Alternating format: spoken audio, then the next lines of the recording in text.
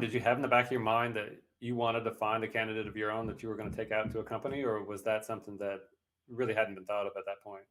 No, it's something I had never thought of, to be very frank. I mean, I had never, really envisioned going down this path of being an entrepreneur, and now publicly traded company CEO. I mean, it's not something that I would have foreseen in the cards, especially at my age. It's something that I could have seen maybe doing, kind of like much later in my career. But, again, right time, right place. I mean, coming across this idea, concept, I just felt like it was too good to pass up. And, once I got the idea in front of investors and saw their enthusiasm for this, the execution piece on the product acquisition, like that was, very familiar to me with my business development, search and evaluation background. So like that part was easy. The investor piece, raising the financing was something I had not done before.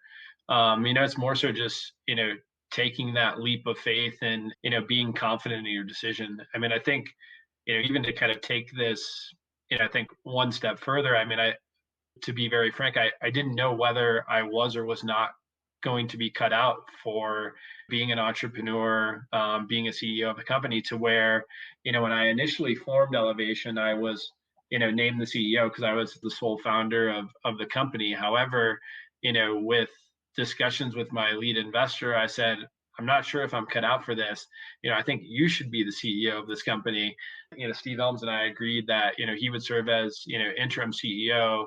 I think after operating the company for a year, and then, once we closed the Series B financing, I felt very confident that I was the person to run this company and the CEO. And obviously the board, was fully supportive and, supported that transition, into me being the full-time CEO of this company.